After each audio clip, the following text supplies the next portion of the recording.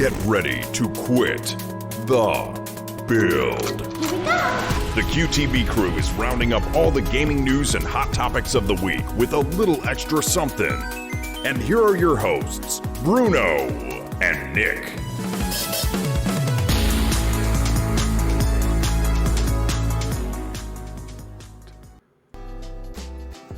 And there we are, and we did it, and I came in at the right time, and boom, that's how nailed the transition. It only took us like 5 Twitch episodes or however many we're on right now.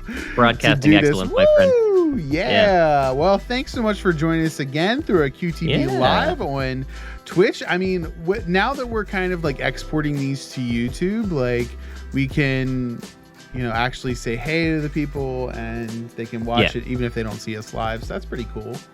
I like it. I'm getting excited about tonight's episode, and there's a lot on tonight's episode.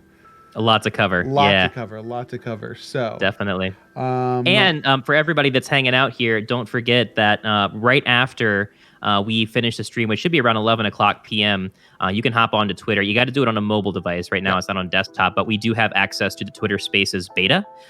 So we are running a social audio channel there in Twitter Spaces. Justin is going to be hosting that because I will be furiously editing this podcast, but listening, but also editing. So you can join us there at Twitter handle Quit the Build. So we will be running that again. The channel's up right now. You can actually join, but you won't be able to see anything happening until 11 o'clock p.m. So cool stuff. Nice. Yeah. Yeah, it's been really it's been a big hit, and it's surprising that they've rolled it out to. I mean, like I said, we're again, we'll take it. Flattered, but it's just like, okay, like, did they hear us? Did we meet a certain threshold? Did they are like, okay, these guys are putting out too many audio clips. We just need to get them on something else. That might be it. Alrighty, what's my nickname for today? You are your former alias Devin DiNardo. I haven't used that one yet, have I? Devin DiNardo. I know. I don't think you have. Okay, that's like maybe FBI agent, former alias Devin DiNardo. I love it. Dun dun. Like Law and Order SVU. Dun dun. What's up, Taddy? Brad in the house. Brad has been doing such a good job moderating. I told him the other night, he's like, this is my wheelhouse. He's like, I'm so comfortable and in the zone with chatting and moderating with people like that. So I'm like, okay, bro. He was chatting up people that were just popping in, like they were best of friends. And that's kind of like how social audio works, right? Like people just kind of come and go, and like it's a fun conversation. So yeah, you'll be seeing Justin, probably see Brad in there too. He likes to pop in. Nice. Yeah. Okay. Got the show notes up here. We're good to go. Should we just go ahead and start local recording? Let's do it. Okay. I am good to go. Local recording has started. Yes. And we're good to go there. Okay.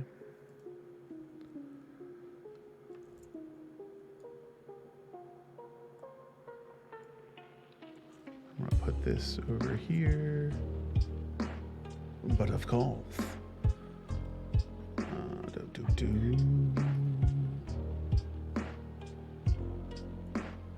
Okay, here we go. Shake and bake. What it do? Welcome to the QTB podcast. We're so glad you could join us. My name is Bruno, and with me as always is my childhood friend and co-host Nick, former alias Devin DiNardo. Ooh, I like having a former alias, having to change names, right? I know there was a Jackie DiNardo. She was a reporter on It's Always Sunny in Philadelphia. Oh, really? I like DiNardo. That's an action-packed last name. That's really someone is. who's seen a life of action and suspense. Definitely. And what a suspenseful episode we have today, because there's so much to tackle. We've got an awesome interview, and then there are just a plethora of things coming through the news right now that we kind of like up until the last minute, we're looking through all this stuff and we're like, okay, but we got to add all this stuff. And luckily everything is going to kind of flow through with what we've been talking about previously with some of the what is it? Fortnite crossovers that they have. And we're going to bring it back to one of the previous episodes that we first talked about this, which was this guy who did a Nintendo Labo bike and decided to, cross-gen this video game / exercise bike to make his own video game where you have to pedal to it sounds like I'm describing a new thing called the Playpulse, which is actually the Peloton meets video games. So Nick, what else do we have on the docket? Oh my gosh. Yeah, that story we'll be talking about a little bit later. And also later on in the podcast, the big Fortnite crossover with Horizon Zero Dawn. Yes. And the bigger story that also just broke about Sony really pouring the money bucks into Epic Games and trying to foster a relationship there. You can't go wrong, I think, but we'll talk more about it when we get to it. But first, Bruno, I'm not going to say this is the big story, but I warned you in the pre-show. I was going to fanboy over this because I am so friggin' excited. Prepared. Is that Power Rangers is getting a crossover with Street Fighter in video game form. Yes. Oh my gosh. What? Tell me more. I can't believe this. Well, actually, I can believe this because it's 2021. And with every Fortnite crossover that there's been where you never thought you'd see Kratos, battling Master Chief, alongside Chun-Li and Ryu, then sky's the limit right now in video games. So tell me more. Yeah, Capcom's not afraid to license that out with crossovers, right? Super Smash Brothers, and now they're everywhere, and that's great. So Power Rangers Battle for the Grid. This is a game that's been out for quite a while. On multiple platforms, and it's a very good game. It's got mediocre reviews, when it first came out, because the actual mechanics behind the game are very good. It's a good, fighter game where you have it's like Marvel versus Capcom, where you pick multiple characters and you can swap them in and use assist abilities with the ones that you have. And what I love about it is this game came out around the same time that Hasbro acquired the rights to Power Rangers. Ooh, okay. Power Rangers has changed hands many times over the years. It really has. Started with Saban, ended up going to Disney for a while. Then Nickelodeon bought them. And then Hasbro bought them. And now Saban has some kind of stake in it somehow. So I mean, it's just everybody wants a piece of that slice of 90s pop culture, because Power Rangers is so closely associated with that decade. But finally, we are getting this incredible crossover in Power Rangers Battle for the Grid, where two characters, Ryu and Chun-Li, are going to get Power Ranger forms. They're going to morph into their own signature Rangers. The Crimson Hawk Ranger for Ryu and the Blue Phoenix Ranger for Chun-Li. So all cool. Original content. I mean, look, it's one thing to just bring somebody in, like when Rambo or the Terminator showed up in Mortal Kombat. It's awesome and it's them in their original forms. But not only are they bringing them in, but they're bringing them in the right way and letting them, say it's morphin time. Come on, man. The funniest thing though is Ryu still has his gauntlets, or they're not really gauntlets. They're his boxing gloves, really, his combat gloves. He still has those after he morphs. So they didn't decide to upgrade them or anything. They're just nope. He's got those signature gloves and he's keeping them, right? So he's still tying the headband around his helmet after. As well, and one of the and the reveal trailer, you can't beat that. But I mean, this is such a great idea. We like we said, it's been a very bare bones game, and they've been kind of adding on packs here and there. And I think the game has a lot of potential to gain more traction as a type of game that it fits well with a Game Pass style. I think this is a game you can get on Game Pass. I have it on. It is, and I have played it, and it's amazing. Really, seriously. So if you're a fan of fighting games out there and love Power Rangers, do yourself a favor and download Power Rangers Battle for the Grid, because it is exactly like the old. They actually had a tournament fighter type of game, I think for Sega Genesis, right? Where it was basically you could actually even choose the Zords, which was really interesting, and have them fight each other.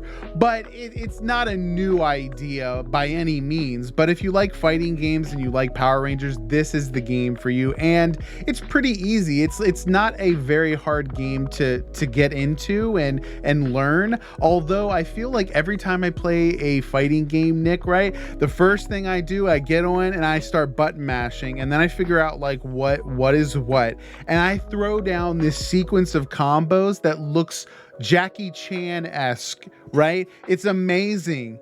And then somehow this computer like sees me and is like, no, bro, that's not happening. And then like does the same thing back to me. I can never recover. I'm like, how did I do it? What was the button combo? So that's my only problem with those, with the games like that, is sometimes the computer can be a little too tough for newbies. And if you're like myself and just, kind of play casually and button mash, you can either be the worst type of opponent or one of the best types of opponent, because you don't really know much. So now my question to you, Bruno, is because I remember back in the day in the 90s, it was absolutely incredible to see how Power Rangers just took over with the toys. but like when it came to recess time, we were playing Power Rangers. You had to pick a color, and there was usually some kid who had to be the jabroni and had to be like the Putty Patrol or Goldar, so we could fake beat him up. With our Power Ranger gloves that would go every time you'd swing, right? Which they would not allow. We would have gotten in so much trouble. But and there was like seven Red Rangers. I want to be the Red Ranger. I want to be the Red Ranger too. Everyone's the Red Ranger. Was the Red Ranger, right? That was until the Green Ranger came along, and then we were all the Green Ranger, because let's everybody know the Green Ranger was way better than the Red Ranger, hands down. He had that shield thing, and he even gave it to the Red Ranger once because he was like, "Bro, you need some more health. You're gonna need this. You're gonna need this, right?" Yeah. I mean, the Green Ranger has legacy, right? And this is one of the reasons why I'm super excited to see them really try and bring Power Rangers, the history of it, into the modern day era. You look at shows like Doctor Who, right, that span decades. And they're always not afraid to bring back past characters and do crossovers or nods to plots that came way in the past. And Power Rangers has crazy history. It has not stopped. It has been aired every year with a new show all the way back since the 90s. It's still going to this day on Nickelodeon. And what's awesome about that is you have so much history and characters that you can draw from. And with the Hasbro acquisition, they noticed that. And so they started collaborating with different people like That and the Sun on YouTube to create these real movies, like short films with Jason David Frank and others who played the Green Ranger. And it's very cool to see that nod to history. But Bruno, my question to you is, we're seeing some cameos in this game from like Lord Zed and Scorpina. When are we going to get Bulk and Skull?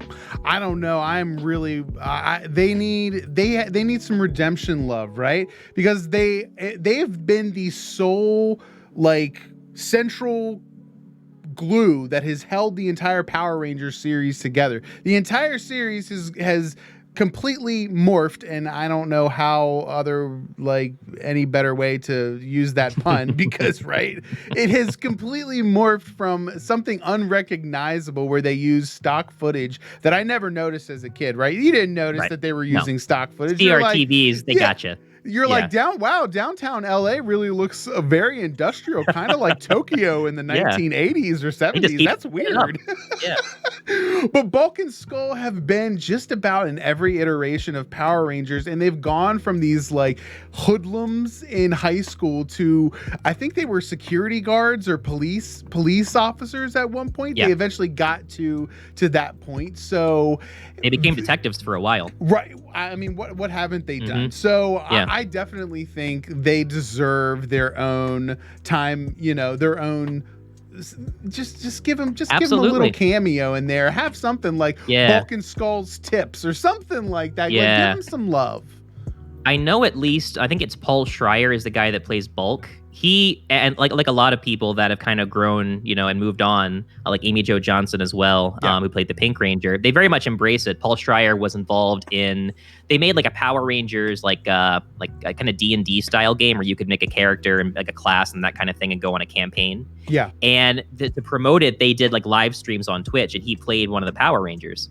Oh, wow. So he's very much still like involved in that community, which is cool to see. But I think Bulk and Skull had one of the greatest like redemption sagas over the entire show because they started as bullies, right? They were just there to be the comedic relief that would like pick on them, but then get pies in the face. Or smoothies, right? The smoothie bars where they were at all the time. Every episode, there was like something that happened to them where they fell or they got some type of food poured on them, and everyone cheered and was like, ha ha ha. It was so funny because they were trying to like be the bullies, but they ended up getting bullied by like everyone. Like because they were bullies, it was like anti-bully bullying, which is pretty much what's happening nowadays in cancel culture, right? Like we don't like you this much that we're just gonna cancel you. So it's amazing. Just scream louder until they go away, right? Yeah, it's amazing it kind of works. It's amazing that they've been able to survive for as long as they have as that comedic relief, and the fact that they've leaned into it. We've talked about that before, about leaning into your niche. If that's Power Rangers and you're one of the Power Rangers and that's what people know you for, then by all means just go to the conventions and bring the helmets, right? And geek out for a little bit. Like the fans remember you, and that's the important part, is that you're being remembered. Once you stop being remembered, that's the sad part. So, by all means, if anyone out there is listening who's famous or gets famous, and it's for a niche thing, like a one-hit wonder, unless it's John Leguizamo with the Super Mario Brothers movie, we're not going to let this go for this poor man. Every episode we're gonna mention this failure until John Leguizamo comes on the show and answers for his sins. John, if you're listening, defends his honor.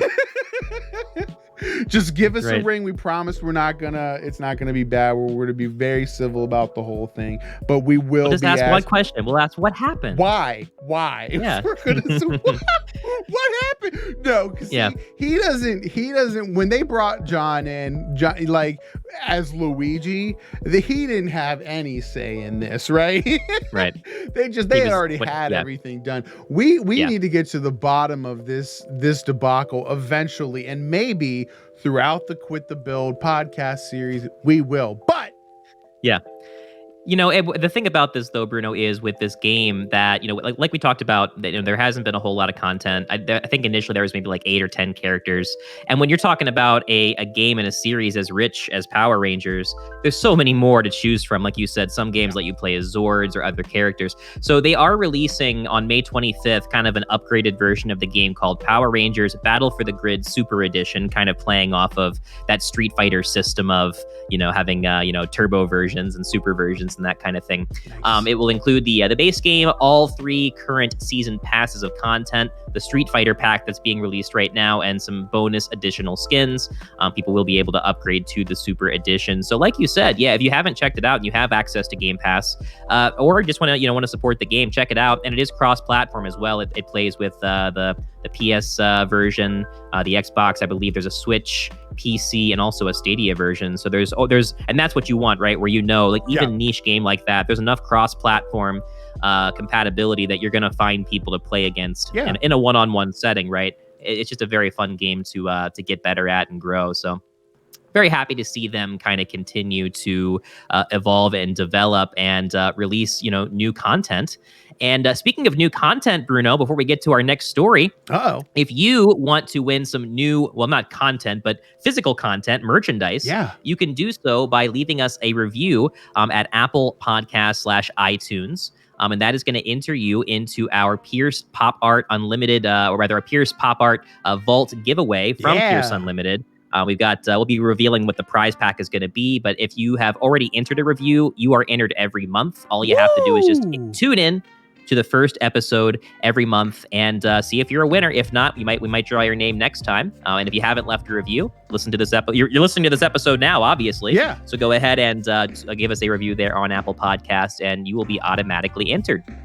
That's right. Today's podcast was sponsored in part by Pierce Unlimited. For marketing media that works and bespoke design to power your business, visit pierceunlimited.com.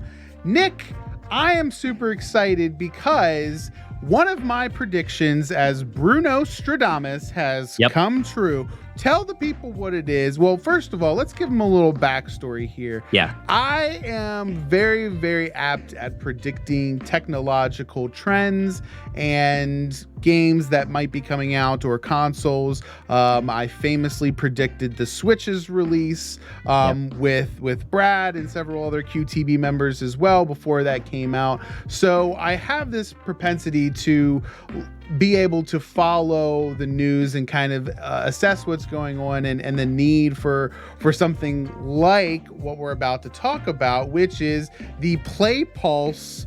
I don't really know what to call it. Like a Playpulse, like they're calling it a smart stationary exercise yeah. bike. What do you? Yeah. Smart. That's smart. That's a good term right there. Smart exercise because we've got smart TVs and smart cars. So I mean the obvious and like smart appliances, right? With like smart everything. Yeah, everything's yeah. It was smart just now, that era except for me. Right. Oh, come on. Come on. That's why you have me on the show, man. Exactly. So yeah. Please enlighten the people.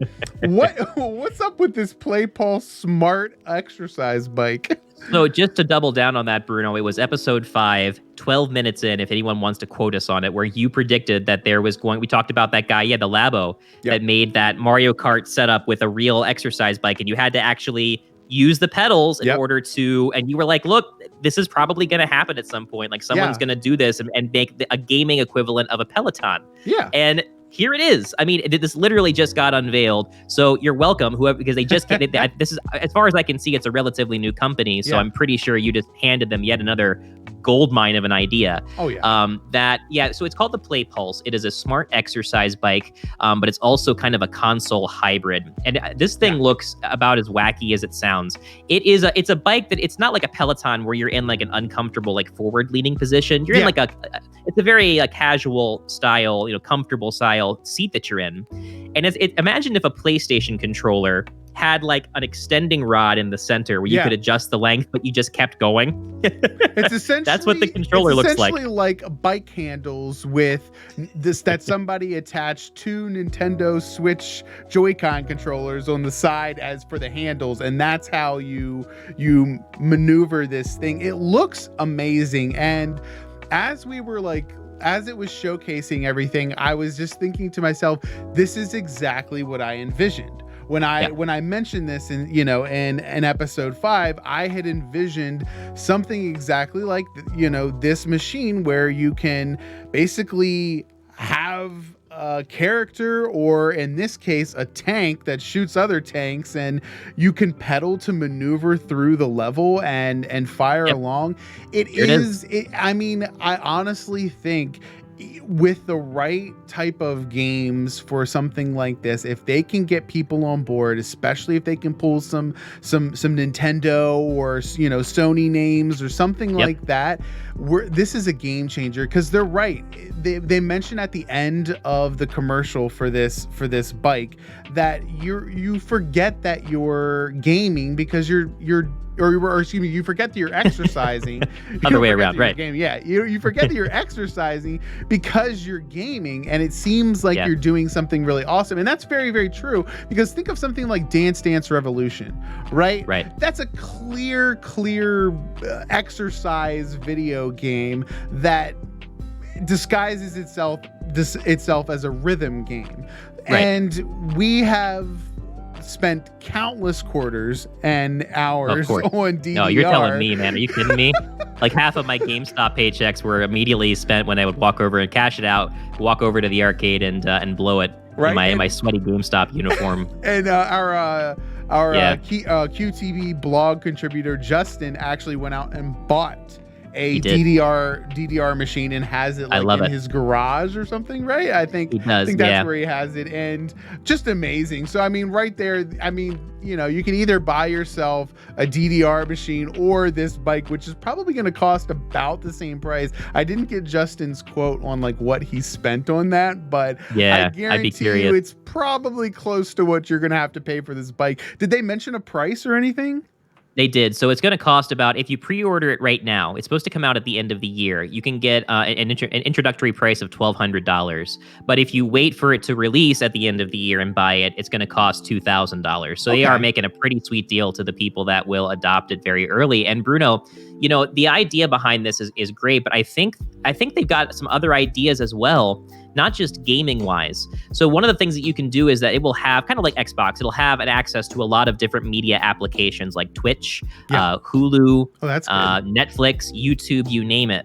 And the gimmick behind that is that you can watch whatever content you want, but if you stop pedaling, the screen will start to fade out, almost like it were powered by the bike. And so if you want to continue, so you have to motivate yourself. Like, if I want to keep watching this video, I literally have to keep the meter running by continuing to pedal, which is smart. I mean, I don't think anybody that's working out, once you've made that commitment, they're not going to be like, oh, let me take a quick breather or just stop pedaling entirely. Like, you're probably in it for the long haul. Yeah. I just love that idea of a gimmick of like negative reinforcement of like, oh, you stop pedaling, you don't get to watch PewDiePie anymore. There it goes. It's gone. Sorry. He's gone. You're going to have to watch The Bachelorette on the couch like everybody else. But yeah, there's so much that's going on with this. And what I like is that the guys that are making these games, I'm not going to sit here and say that these look like AAA, state of the art. We're not going to fool anybody. A lot of these look like games that were made in like, Unity, for like a game jam or something. Yeah. But I don't, they don't need to have any sort of a big production value behind the games. They just need something that works and feels fun to play. And I think that's exactly what they're doing. So some of the games that will be included, one is called Pedal Tanks, and this is the one that they've been kind of marketing as like their flagship game. And it's a capture the flag game where you are on a tank that I guess is pedal powered. I don't know. And these are like logistically how that works. Looking tanks too. This isn't like World of Tanks where they look realistic. These are like the Fortnite of tanks, right? Exactly. And so, you it's an online thing. You can play with other people, and it's a MOBA style game that will also have some capture the flag elements in it as well. And like they're talking about what does MOBA stand for, Nick, for all the people out there? Well, Bruno, it stands for massively or multiplayer online battle arena. I'm sure somebody will correct me because I think I got part of that wrong. But that started with Dota, which was originally a mod of a different game like Warcraft, and then of course now League of Legends and Dota 2 are the big ones. But it's just so exciting, Bruno. Like, I'm thinking about I'm legitimately, we've been talking about needing space for something to work out on, and there's no way we're going to get a Peloton. VR hasn't been working for us because with a kid now, we just don't have a lot of space. There's no open area where we can make sure we're not slamming into a wall like I used to. If this Beat Saber gets dangerous, I will tell you that much right now. And I can really see a space for this somewhere in the house where we have games that we want to play like this. They have other games as well, like they start calling it a roguelite lane runner. They're using all the buzz terms: MOBAs, roguelites, bumper cars. Also, Heat Street would be like a Mario Kart style game. Ooh, I gotta say though, they're getting a little arrogant because they're saying that the characters are from different games from the Playpulse franchise. This is a new company. You can't be calling yourself a franchise. You haven't even made the games yet. But okay, I'll give it to you. But I honestly would consider, if we ever wanted to make that kind of purchase of investing in a piece of exercise equipment, as long as the quality of this thing is good, Bruno. I mean, one thing I will say though, they talked about it as a feature in there that you can connect a wireless headset or a gaming headset to it, and then use like VoIP to talk to other players in the games. Bruno, there's no way that's happening. You do not want to listen to a bunch of sweaty people wheezing into their microphone while they're playing games.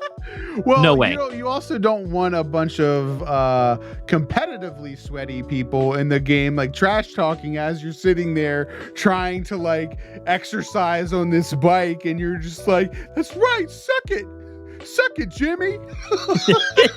That's what we need. Just toxic pro gamers that are on there, just absolutely dunking on people. But get CrossFit, kid, come on. Oh no! If the CrossFit crowd gets a hold of this thing, we're doomed.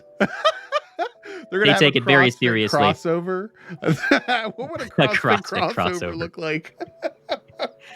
I don't know, but it wouldn't be pretty. I tell you, it was recent. I don't know. At some point, there was like an ESPN competition where it was like the CrossFit like championships. Yeah, I didn't realize that you could have a championship on and You can. jerking yourself around on a Right. pull-up bar, which I will say that's pretty much my go-to when trying to get on a pull-up bar anyway, is just jerk myself around because I can't really do a pull-up. So listen, I'm not hating on the CrossFit community because I can't do a pull-up, but I especially can't do one of those jerky pull-ups that looks like it probably hurts yourself when they're just like Right. But we talk about a lot about how arcades are trying to make that second comeback with spots like Dave and Buster's that want to make arcades into more of a social experience of like, hey, here's a bar, but here's also a place that you can play actual arcade games that have social components to them, where games like that really work well, where you have like the Mario Kart games where it's like 4 units all linked up and you can all play together at the same time. I think there is a ton of potential here for commercial use to go to like a Planet Fitness or maybe like a nice like higher end place.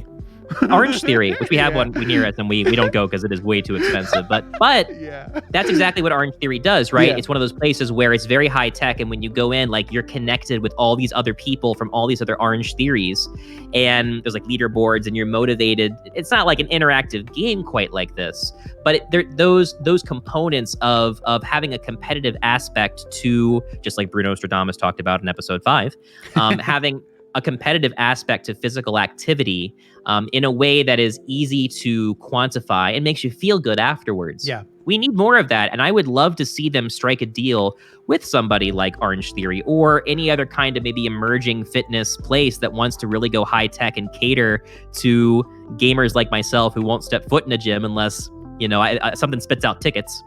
Yeah, which it does not. Same way. Unless if I can't get myself some vampire teeth or a spider ring from behind a piece of glass, then I don't know what I'm even doing at the arcade to begin with, because let's be honest, I need about 4 of those for 2 for each hand, right? You gotta do 2 for, I don't want to get overkill, but we gotta have that and the vampire teeth and just some of the other.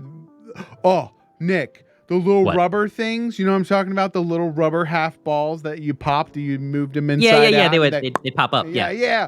Those, right? Okay, so that's about my level of tickets there. But I will say sometimes you get lucky when you go to the Deal or No Deal and you choose the right case from Dave and Buster's. Gotta keep going though. No like, deal, hey. Howie.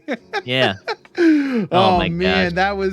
I've done that before where you've gotten like the jackpot from that and I've won like 10,000 tickets. It's just the markup, it's like yen. Like 10,000 seems like a lot, but it's really not. It's really not in Ticketland.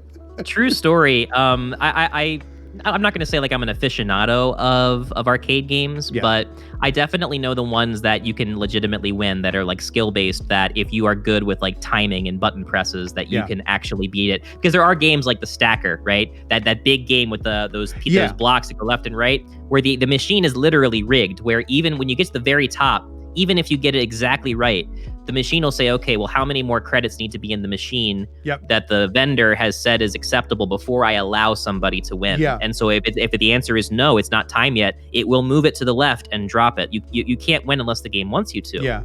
But there are games in arcades that are actually skill-based that never have that component built into it. There was always this one game that I would go to when we'd go to our Dave & Buster's here that had like a progressive jackpot that would max out at like 1,000 tickets. And I could usually hit the jackpot in like 4 or 5 plays. Yeah. And so I was talking with one of my friends about this, about how if I go on like half-price game Wednesdays, every time I go in on a Wednesday, it's always maxed out. If I just go in there at like 2:00 every Wednesday, hit the jackpot and go home, like I did the math, like long term, I'm like, I can get a Nintendo Switch for like $50. I would just have to play the long game. But very few places have like a, they're there to make money, which I understand. You don't want people like me sitting in there like, card counters and blackjack that are like, I can beat the system. I can beat it. I can get little Timmy would like to play to win a Chinese finger trap. Okay. Yeah, I mean, he doesn't need one because he's just it's gonna break in 5 minutes, and he's either that or he's gonna cry about it on the way. I can't get it out. And I'm like, just put your fingers together, Jim. What are we doing here? Why are we even discussing this? I told you to get the vampire teeth. But now you want mine, and I'm not giving them back to you after you've put them in your mouth. You've been eating Cheetos all day. Oh yeah, no, that's going straight in the trash can. Oh my gosh. But yeah, Bruno, it's very cool to see people kind of innovating in this way. And, I think that there is still very much a market for things like Ring Fit, right? Which taught us that even when you have like a weird peripheral, if you can really market something as something that is good for fitness, a price tag is something that people will consider, because when you look at the outrageous cost for a Peloton bike, and then you have to have the space for it, and then you have to have the subscription just to like do the live classes and all that. Like the money starts to add up very quickly to the point that people are going to be looking for alternatives to that. The question for a piece of equipment like this that's going to be, one, are they really putting the time into the app development to make the games quality enough that people want to come back and play them? It kind of looks like it. They have like season reward tracks and that kind of thing. They're kind of hitting all the bullet points of what makes people come back to a game time and time again. Yeah. But also, do you have those social components? And is it more of an all-in-one platform? And I'm seeing a lot of good things from these guys. I mean, the verdict is still out. We could be, 6 months after launch and we find out that these things are falling apart, immediately. Yeah. And that's going to be the end of them right then and there, quite frankly. But I'm rooting for them. Me too. I'd love to see something like this actually get off the ground. And honestly, this is the problem with a lot of modern things like this. You get an idea and someone comes along and they say, oh yeah, we're gonna do this, and then Peloton decides we're going to do the same thing, and we're going to approach somebody like Sony or Microsoft to get exclusive IPs on there. And you're like, oh, great. Now we've got to go through the subscription thing for Peloton. Because you're right. I'm into the idea of having an exercise bike that has games on it that I can maybe download for a fixed amount of price, or a fixed price, right? But I'm not going to be getting this exercise bike if the only way I'll be able to play is to have a subscription base to the online service or whatever. Like it's too much, you know what I mean? Like you said, there's not enough value there for a gamer to be like, yeah, I see the value. And that's kind of how I feel about, VR, right? Like I don't see there's not enough video games out for VR that I feel like I could justify dropping, how much is the Oculus, like $600-$700 or something? Or is it lower than that? The Oculus Quest is dirt cheap. No, dude. Okay. So you're probably thinking of one of the higher end models, right? The Oculus Quest 2, I think, is like $300 bucks, I think is where it's going right now. $299 or something. When Facebook bought them, the goal was to like drive the price down. Yeah. There's definitely higher end models, but I mean, it just depends on what kind of experience you're looking for. But you're right. I mean, they still need the games, and right. Like when you buy into a $2,000 potential price tag for this bike. Yeah, it's a self-contained game ecosystem, so you better be releasing games for this thing, because you're putting faith in the company. And that's my point with like the VR, right? Like, the VR is a great idea, and I feel like it's a great thing that's finally starting to catch and people are starting to do. But right now, the experiences, and that's what they're called, right? The experiences that you get on the VR don't seem worth the price tag of admission to getting the VR. And I think that's where we might end up with this bike, right? Where it's the price of admission to get this $2,000 bike is a little steep if they're not going to continually churn out some games and bring in IPs and try and make something big of this. So hopefully they do something awesome with it. I would love to have something like that in my house, and I think I would actually use it. So it's either that or convincing my wife to buy the DDR machine. And I think this would be a little easier for her, because she'd be like, we are not doing that. We are not doing the DDR machine. That's an easier sell, right? Right. Yeah. I've heard Butterfly by Smile.dk for the 1,000th time. I can't take it anymore. So I showed her Max 300, and I was like, Nick could do this, right? Like I used to show everybody. I'd be like, yo, my buddy Nick can do this. Yeah. Like, local legend status. Yeah. That was one of the. That was. Go ahead. I was saying, for those of you who don't know, Max 300 is the through the fire and the flames of DDR. It is absolutely incredible to see someone actually play this. You pretty much like had to handcuff yourself to the bar to make sure, like, you know, strap me in, honey. There was a threshold in DDR where, like, once it got fast enough, like, if you weren't firmly planted on that bar in the back, like, you were going to break something. So, oh man, crazy stuff. But yeah, you know, this is a great idea, and we're definitely hoping that that it is successful and we see more people kind of follow in their wake. So good luck to all of them with that bike. And I'm, like I said, I'm going to keep my eye out for this thing. We'll see. But Bruno, our next story is a big one, and it is about the next Fortnite crossover. Yet another PlayStation staple is making their way over because they are teaming up with Horizon Zero Dawn. To bring. Now, I gotta preface this. I did some research before the show because the character's name at first we're like, well, is it Aloy? Because like the game's about metals. Yeah. But apparently it's actually pronounced Aloy. Aloy. There you go. That's how you pronounce it. Now, it. if anyone wants to get out there on the Twitters or whatever and say, Nick, you're wrong, here's why, please feel free to do so. We would love to start a conversation with you. But for the meantime, we're going with Aloy. I asked Nick, I said, why is it Aloy? He said, because Reddit said so.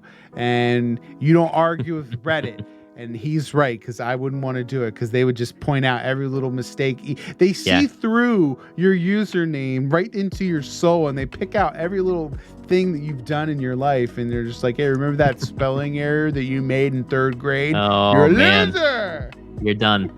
But so Aloy from Horizon Zero Dawn will be joining the fray there with this newest Primal season, which makes sense, Bruno, right? Because the Primal season is all about, you know, crafting and working with the lands, and of course the introduction of the bow, which is the signature weapon for Aloy. She wields that massive kind of primal looking bow.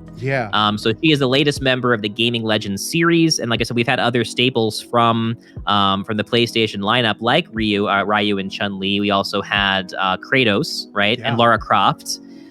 So, you know, just another great entry. And you had just sent me an article before we aired about how the news broke that like Epic Games got like a $1 billion investment, 200 million of which came from Sony themselves. In order to, what were they saying? That they were trying to establish like a shared universe between their IPs? Yeah, so essentially it was some type of like metaverse, or so they called it something like that, some type of metaverse, which makes sense, right? Because they've got Kratos in there, and I've always, even though Lara Croft is really on Tomb Raider is really on Xbox now more so, it's always been a PlayStation game. Like it launched on PlayStation. That's how I feel about Spyro and Crash Bandicoot. Like despite their current status, they're PlayStation staples in the world. So I think what we're going to be seeing with this, hopefully, is just more additions from the PlayStation, you know, catalog of characters to add into Fortnite. Now, obviously, I think that means first and foremost Metal Gear Solid. Like I would love to see Solid Snake in Fortnite. I think that would go perfect, especially with the like retro thing that they're doing. So in Fortnite right now, you can get the PlayStation 1 like Lara Croft skin, essentially, like the retro looking version of her, and that would be really cool to have the like no face Snake version of it. Just like a weird like blur of pixels. I think that there's totally a place for that, and for other IPs that PlayStation has to come into the game. I mean, I can see a Final Fantasy character making their way into Fortnite as well. So I think this is just the beginning of this crossover endeavor that they're embarking on, right? And the real question is, you know, you have to spend money to make money.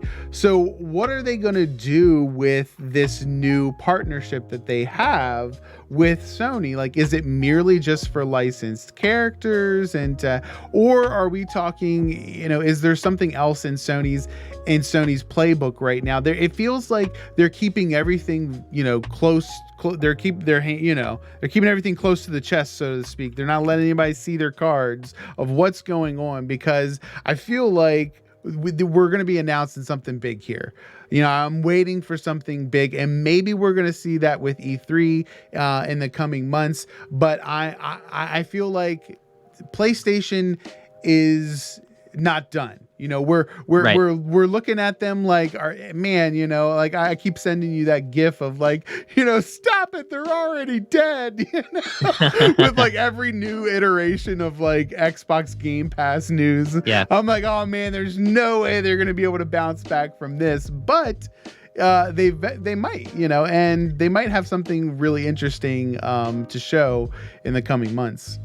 So PlayStation has tried in the past to kind of do crossover style games. They've tried to kind of kept themselves away from like the Smashes and that kind of thing of the world, and have like their own little environments where they could bring these different IPs into one fold, which kind of is a natural conclusion for a company that is so focused on AAA exclusives, right? Yeah. To bring them together in their own space would be amazing.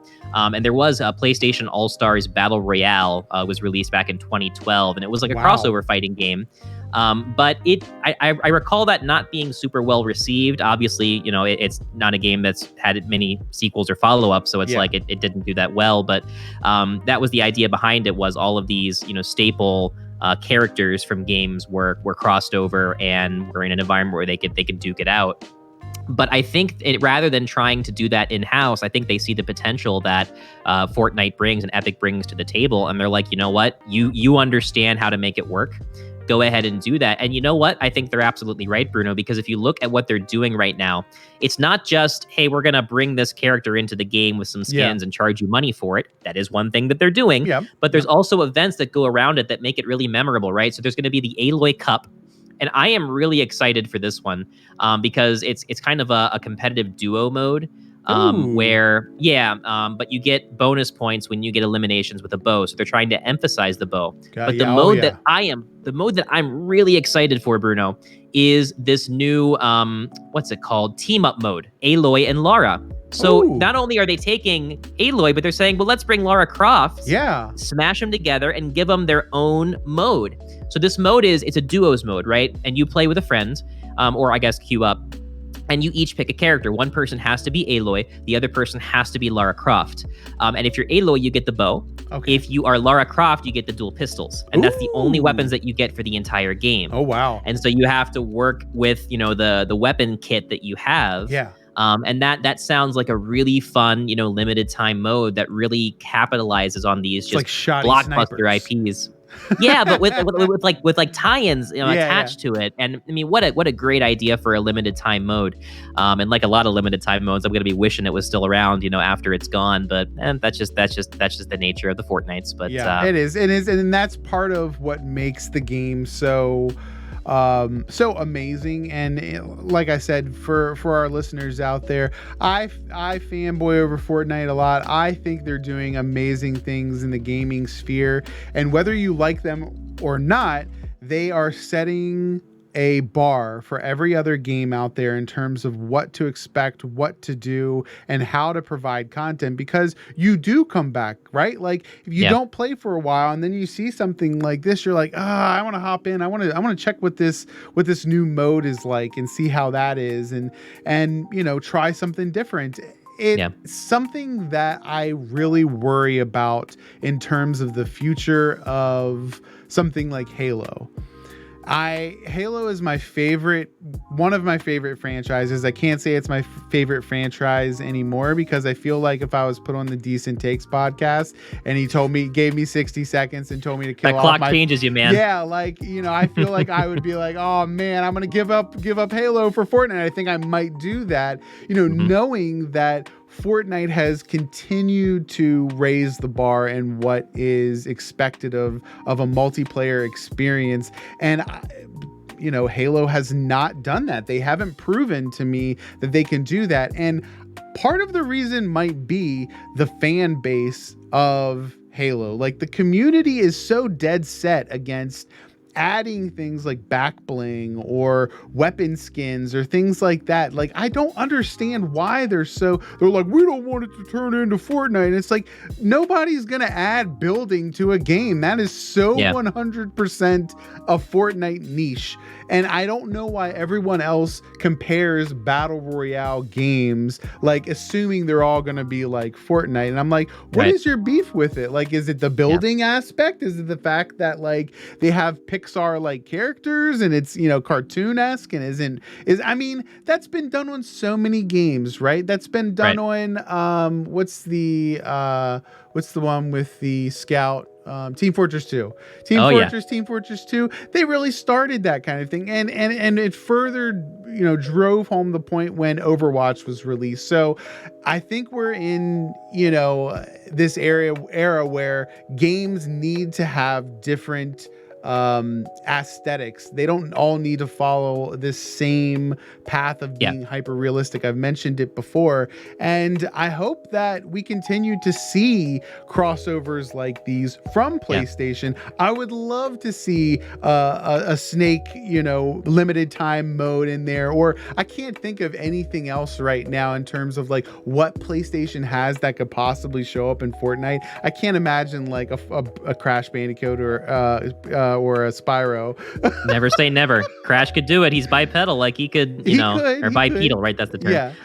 But yeah, you know, it's just great to see, and it's always fun when that pops up in the news because I know I'm going to send you off on a tangent. So right, just like that. Oh, the new crossover. Let's see what Bruno thinks. But oh man, well, speaking of an amazing crossover, we had the privilege of speaking with, as he calls himself, a living relic of the '90s, a guy by the name, he goes by Sega Master Tim, who used to work back in the '90s in Australia on the Sega Hotline when people would call in and ask for tips. So let's listen to that interview right now. Can we try that again? So let's listen to that interview right now. Nice. All right. Here he goes. Thanks everyone for live joining. Back scratches. Yeah. Thank you so much for the raid, by the way. I don't know if anyone is still in the channel, but Stefan Galaxy. Yeah, cool guy. Appreciate you. So yeah, I did get a chance to listen to the Sega Master Tim interview. So do you want me to bring us back in? Bring it on back.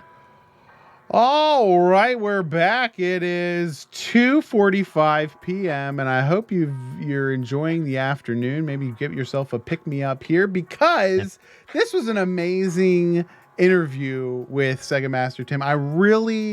First of all, I love his accent. Okay, gotta get that out of the way. The guy, I could just, you know, hear him talk all day, and that's probably one of the reasons why he was such a great person to talk to on the phone. And just this idea of him being such a compendium of knowledge, like he really is a human Wikipedia for these old Sega games. Like hearing him talk about Alex Kidd and like the fact that there was a universal game that him and his colleagues absolutely hated to hear about just makes it seem so real, right? Like the fact that you always complain in customer service of you know, certain things that happen, or oh man, this always happens, they always complain about this, or we always and no one else can relate. And no one else can relate. But the fact that, you know, he experienced this from the other side, from a place where he knew everything and had all these books. And that's the other thing, the fact that he had tons of these books that he kind of just had to go through and learn this stuff instead of clicking through it quite easily and having a big, you know, catalog or directory that he could pull from like we do now is pretty incredible. So really, really, really, really interesting guy. I really enjoyed the interview, and I think we all kind of reminisce on those days of being able to call up a gaming hotline and get a nice tip or like a secret that maybe someone else didn't know. And he was right. He said something perfect that just resonated with me so well. He said, I can't believe that kids didn't know these things, that they didn't share these things on the playground.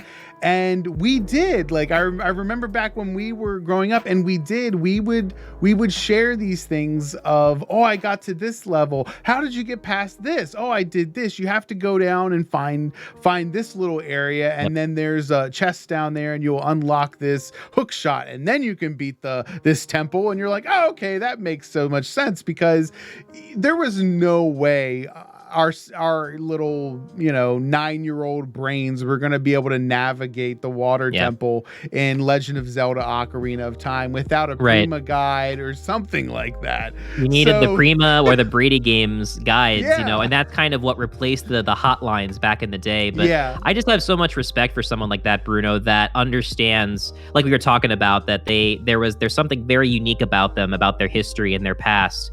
And especially in the retro gaming community, with the news of things like the PS Vita, and the PSP shuttering their stores, there's always an ongoing conversation about the preservation of gaming history. And sometimes it's not just about the games themselves. It's about, the people that made them what they are. And I remember listening to I think it was called the History of Video Games documentary on Netflix, which is a great series. And there was one episode talking about the Nintendo hotline, the Nintendo equivalent of that, and how hardcore it was about, okay, like, you joined, but like, you have to know your stuff. You can't be looking up some Rolodex database, back in the 90s of tips. And you gotta be able to all get these on, new games on and off the phones quickly. And all of these new games are coming out, and you have to keep up on those as well. And so, like, if you were in there, it was a very much a evolving situation that ultimately became, irrelevant, simply because other methods, like we said, of like strategy guides became the norm of how you got through games. But what a great interview, and what a great guy.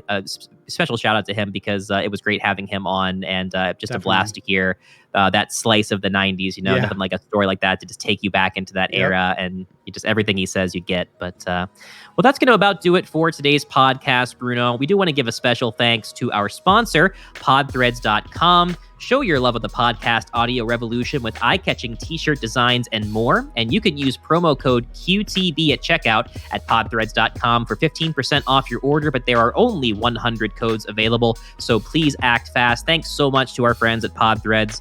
This is the first episode that they are officially our sponsor, Bruno, and we are just so thrilled to have them on board. They were a supporter of our show for long before this actual, formal sponsorship came to be. They featured us multiple times as like one of their podcasts of the week on their website. And they've just been a friend and a mentor. So thank you so much to Podthreads. We're thrilled to have you on board. Definitely. And also special thanks to our Patreon supporters like Nick, Epicapture Productions, and the Dudist Monk. If you would like a shout out at the end of every episode, plus bonus content and even exclusive merch, support us today at patreon.com/quitthebuild. Bruno, we just put out that new, let me try that again.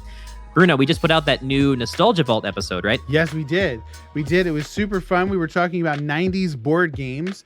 And there are, if you're wondering, yes, we talked about Crossfire. Of course, because how could we have a 90s board game episode and not talk about Crossfire and my favorite, Grape Escape? So that was I barely remember that one until we started talking about it, but that was a fun conversation. Yes, I am super excited to be doing these episodes with you, especially the bonus content. It definitely scratches that nostalgia itch that I have in regards to some of the stuff that comes up when we're discussing all of the latest gaming news. I'm amazed every week by the support that we get from you guys. And I want to tell you something, the little shares here and there, when you guys share the episode on Facebook, Twitter, give us a retweet or anything like that, it is so helpful. It allows us to grow and reach new people that we, otherwise wouldn't really have access to. So you help keep the podcast going. If you want to join our growing community and follow us around the web, be sure to be part of our street team with the official Quit the Build merch. You can grab some swag, that's squad swag, and represent your favorite political heroes, Galileo Humpkins and Humphrey Springleaf, of course. And of course, you can grab yourself a Martinsburg Earth Ploppers t-shirt and check us out all over the web. Seriously, we're on TikTok. We're with the young kids there. We're on YouTube with the older kids there. We're on Twitter with the 140, 280 character folks, and Facebook for the old people, Instagram for people who don't like to read, and Discord for people who want to chat with people like-minded as well. And we even have a Patreon, of course, for those who aren't on it. We are just everywhere. Stop the madness. I can't believe it. Nick, do you have anything else for the people? As I always say, Bruno, I got nothing. Well, then it's my job to say, for Nick, I'm Bruno. And for Bruno, I'm Nick. Peace out. What it do? And boom goes the dynamite. I love that guy. Really do. The best. Have you seen that video lately? Because he just like, that was the one thing on his show notes was like, say boom goes the dynamite. Say it. Oh, of course. Right. He had to get that in somewhere. He had to get it in. He's like, I'm going to come up with a catchphrase and it's going to be awesome. I don't know what he's doing. He probably works in the accounting department of some business, I'm sure. I'm going to guess that the broadcasting industry was not the place for him.